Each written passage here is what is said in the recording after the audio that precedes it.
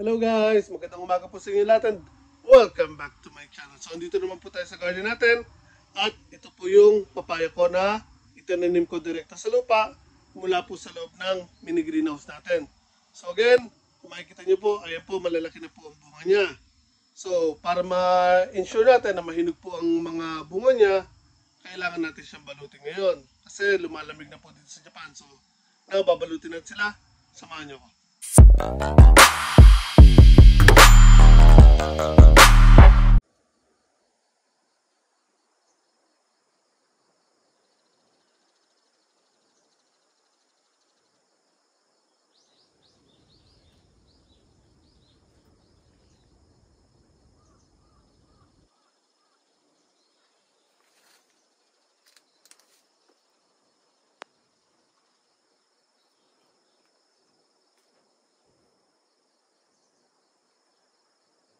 Okay guys, so tulad po ng sinabi ko, babalutin po natin ang mga bunga ng papaya natin. Hindi individually, kundi lahatan po siya, babalutin ko.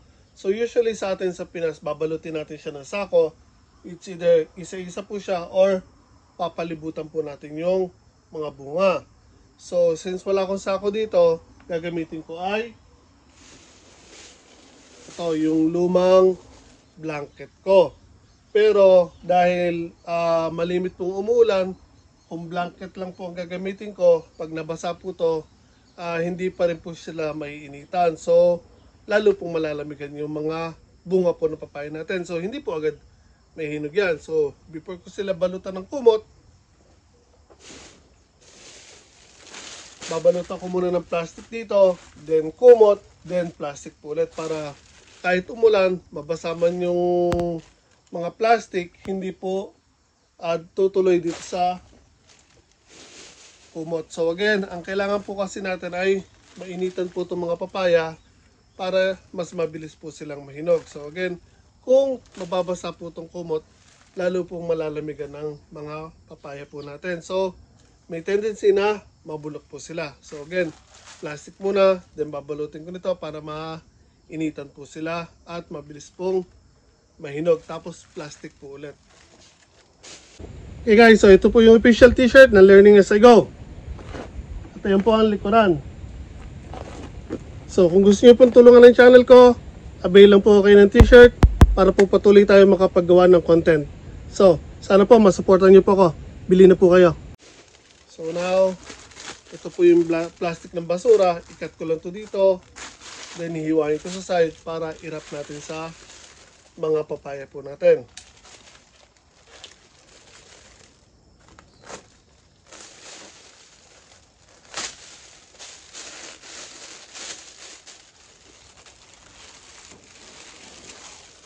So para sa mga first time na makakapanood ng video na to, andito po tayo sa Japan. And here, nagtatanim po ako ng mga tropical fruits tulad ng papaya, bayabas, mangga, malunggay. Actually, hindi tropical fruits ang malunggay pero yung mga normally na hindi nyo makikita po dito sa Japan, meron po tayong mga tanim. Meron tayo din kasaba dito or balinghoy. So, nagtuturo po ako kung paano kayo makakapag-alaga at ma-maintain na meron po kayo palagi na magagamit for the following gardening season. Kasi once na mag-start po ang winter dito, mamamatay po usually ang mga tropical fruit trees nyo. So, check nyo po yung mga videos ko.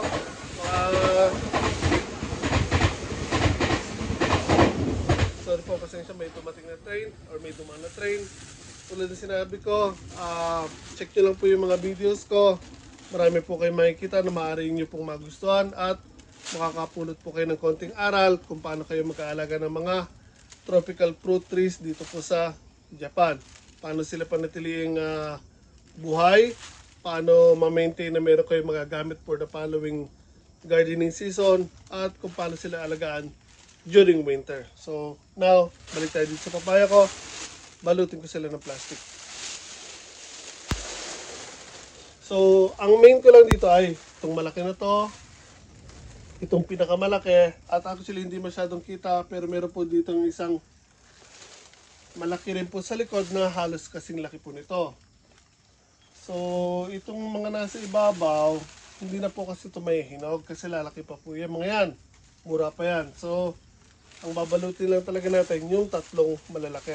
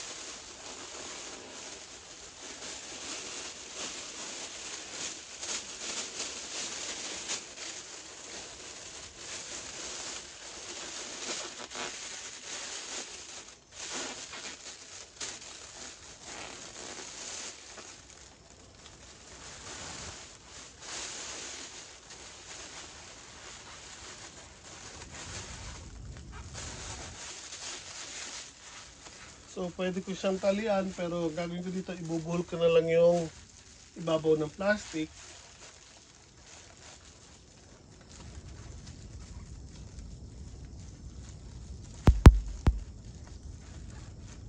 Okay, so now yung ilalim naman.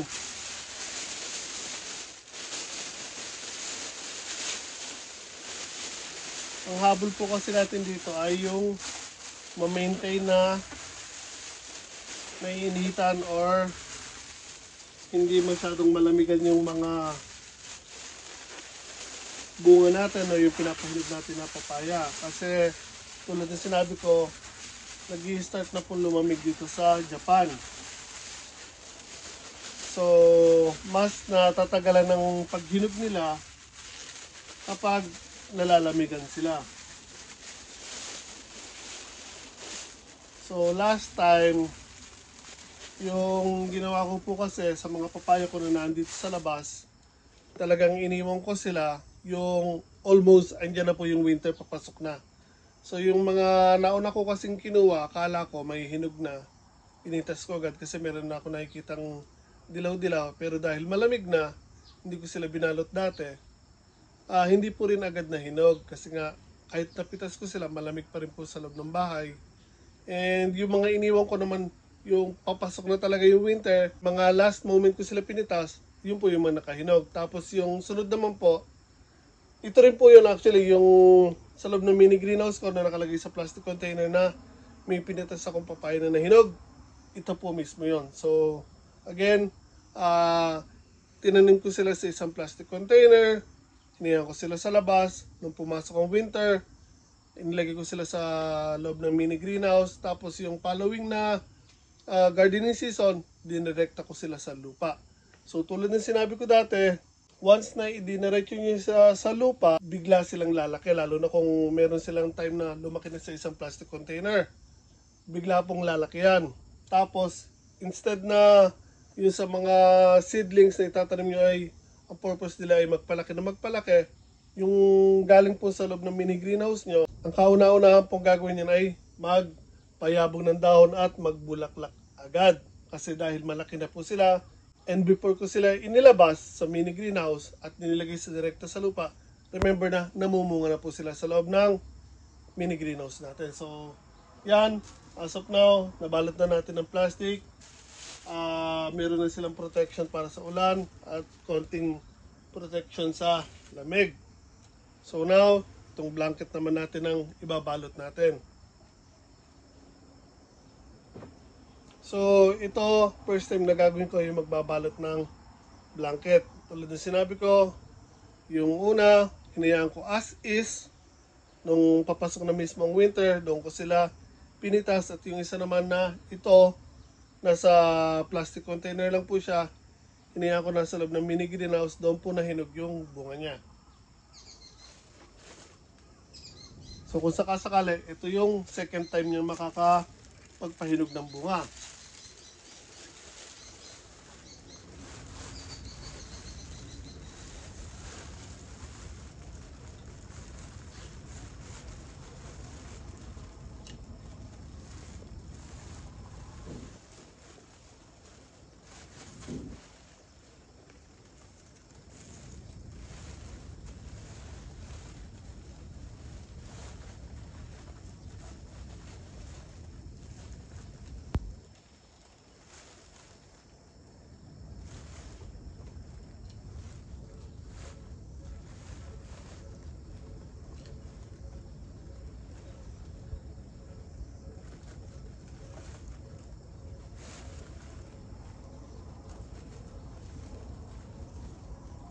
So ito, lalagyan ko po ng tali. Yung ibabaw ng blanket natin at yung ilalim. Tatalihan po natin para hindi malaglag.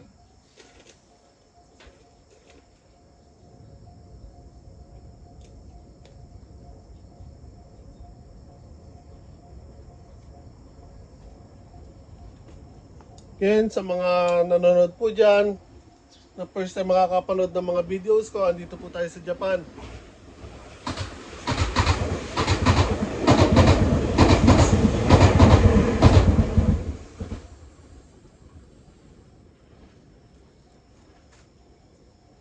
And normally, hindi kayo makakapagpahinog po ng papaya dito sa Japan, not unless na nasa loob sila ng mini greenhouse.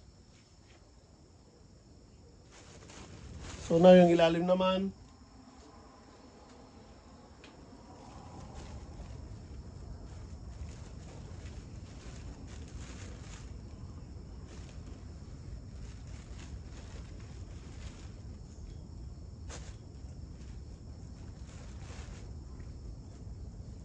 Ayan, balot na yan guys ha. So ito, i-check natin ito. Siguro mga mid-November, kalagit na November, doon natin siya i-check kung may hinog na po ba siya or nahinog na or hindi. So i-update ko pa rin kayo dyan. So now marami pa rin pong new growth dito sa ibabaw niya. Pero actually hindi na po natin mapapakinabangan yan dahil hindi na po lalaki yan masyado. And lumaki man yan siguro mga hanggang ganito lang dahil lumalamig na po. Kung makikita nyo, ilan lang po yung bunga. Meron 3 din sa ilalim na malaki. Itong dalawang nasa ibabaw niya. At meron pa po din sa likod. Pero actually nakapitas na po ako dyan. Meron ako napitas na ganyan na rin kalaki. At isang ganitong kalaki. So naigulay na po natin, nailuto natin. Kaya po umunti lang yung bunga niya. So now again, yung una natin ginawa is nilagyan natin ng plastic. Tapos yung blanket, ito po. Again, yung purpose po natin kaya nilagyan muna natin ng plastic para if ever man na mabasa tong blanket na to, hindi po mababasa yung papaya sa loob. Dahil once na malamigan po yan, mas mahihirapan po sila mahinog. Dahil ang gusto po natin mangyari ay yung maiinitan po yung bunga ng papaya para mas mabilis po silang mahinog.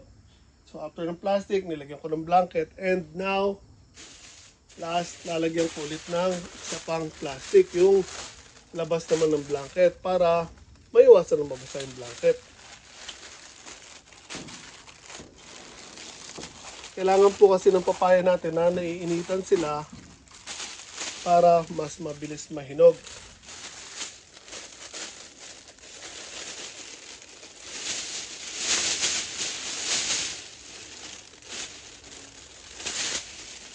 So, ang ginagamit na plastic ng basura, pambalot.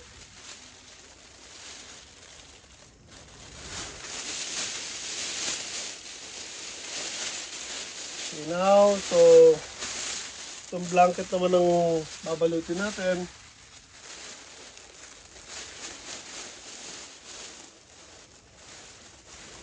So, as much as possible, yung ibabaw ng blanket ay tatakpan natin ng plastic para maiwasan na mabasa sila.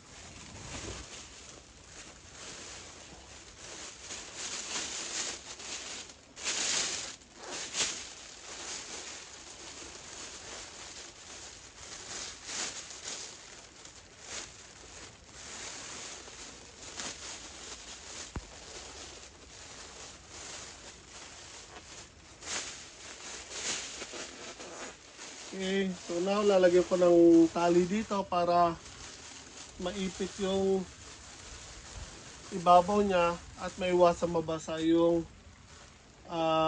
blanket sa ibabaw at maiwasan din ng kahit konti na pumasok yung tubig o yung ayan. Right now naulan, so nababasa yung puno, maiwasan natin na pumasok yung tubig dito sa ibabaw. So inabot na po tayo ng ulan.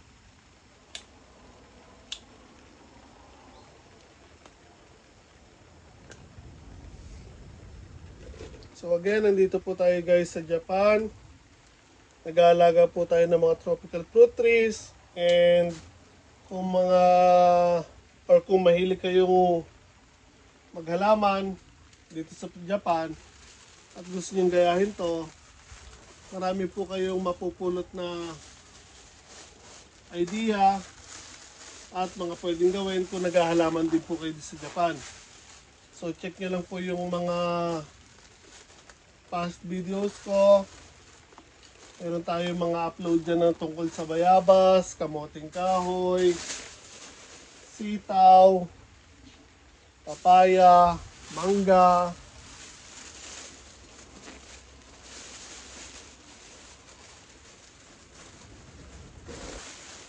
So nagbibigay din ako ng advice kung ano pwede nyo gawin